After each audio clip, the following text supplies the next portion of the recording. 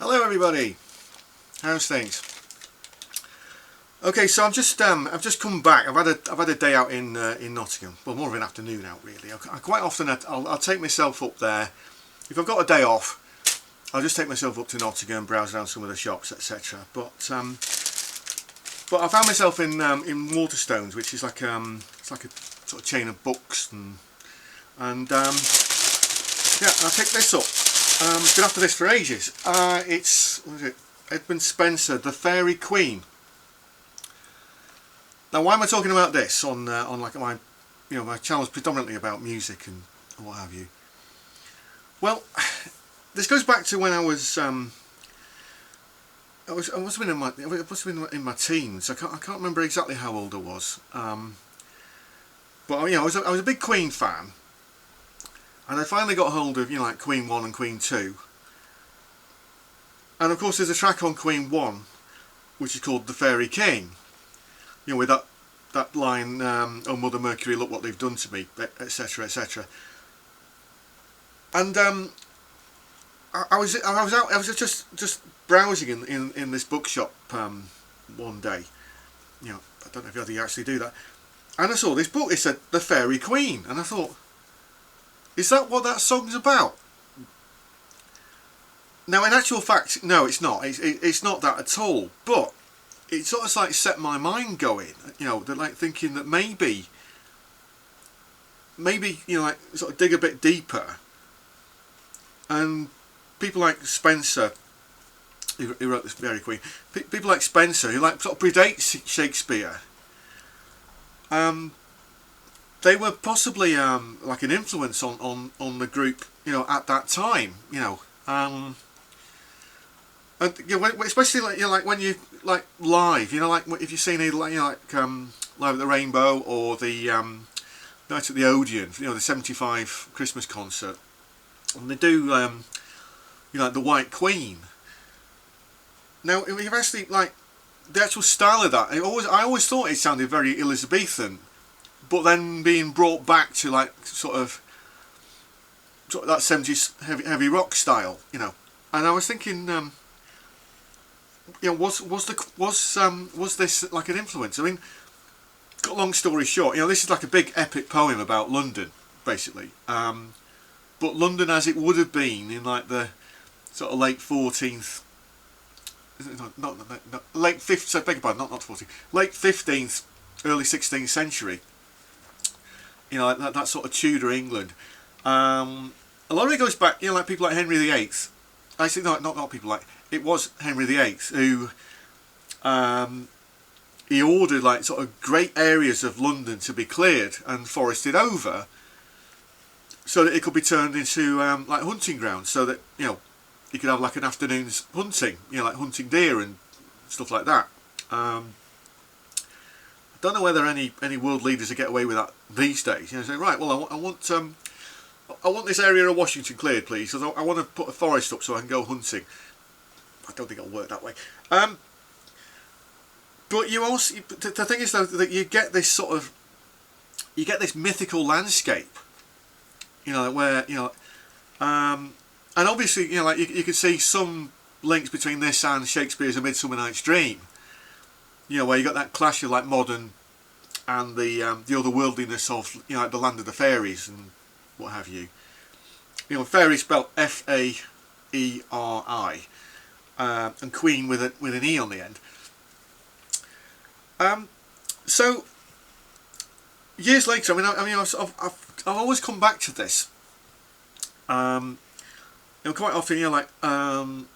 Because I ended up, I'll remember to tell you about it sometime. I originally I studied electronics and maths and all that side of things, and then I ended up like I've had enough of this, and then just ended up studying literature, and I actually ended up doing better at literature than I was doing at electronics. I think, but I'll tell you about that another time.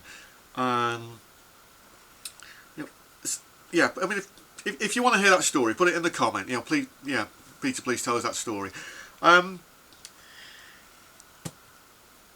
when I actually came back to it later, I started to get some of these, these sort of mysteries sort of were answered. You know, like for a start, you know, when I first saw it, I thought, well, it's kind of English, but the spellings are a bit odd. And I thought, oh, that Edmund Spenser must be a bit clever because he's invented his own language. And then I didn't realise there was things like Middle English or sort of developments of the English language. And then of course, you know, you get into like various scholars who will actually just study like classical literature and just to see how the language has developed, you know.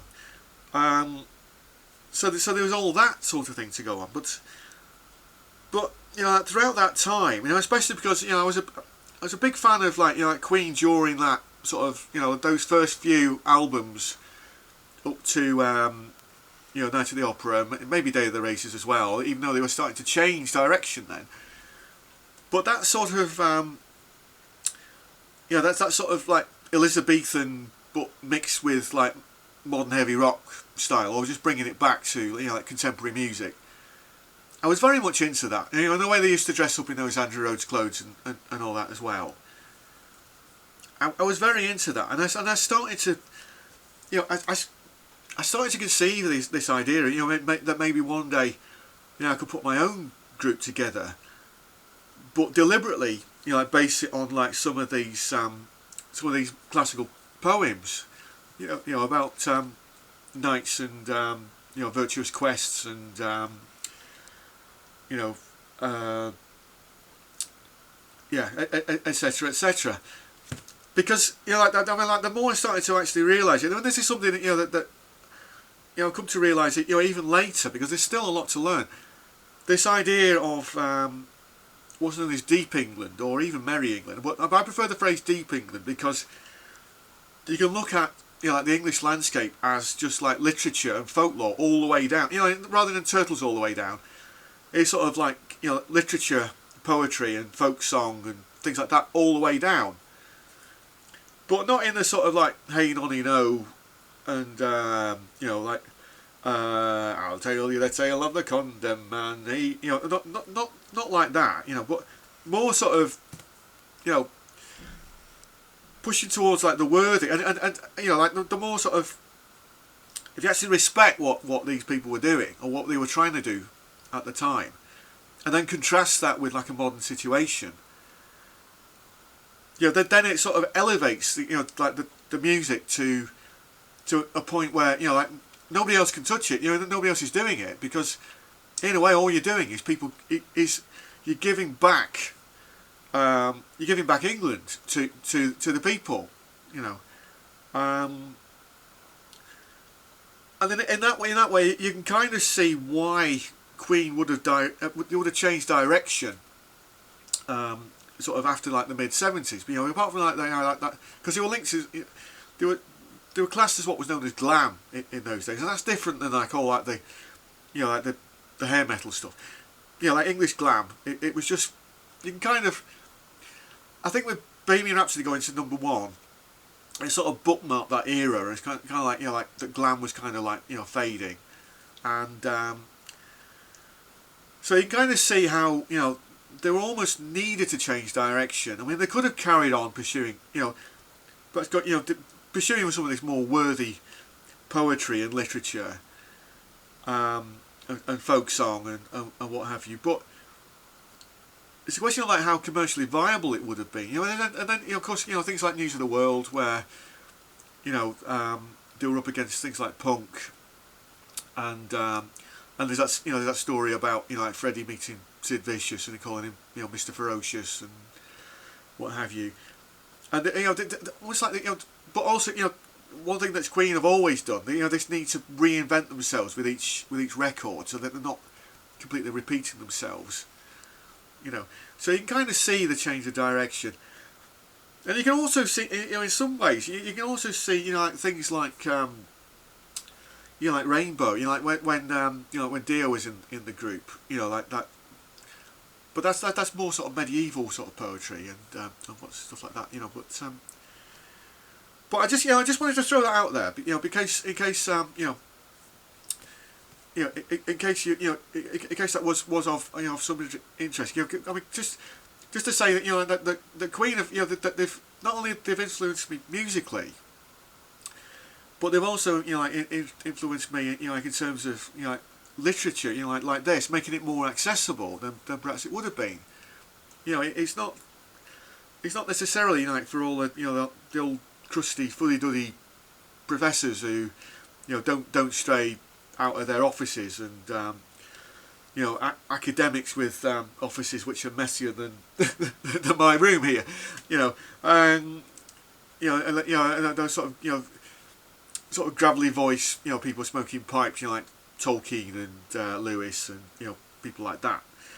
But yeah, I just wanted to throw that out there to you. So yeah, please comment below. Please consider subscribing. Thanks for watching as always, and I'll see you next time. Thanks for watching.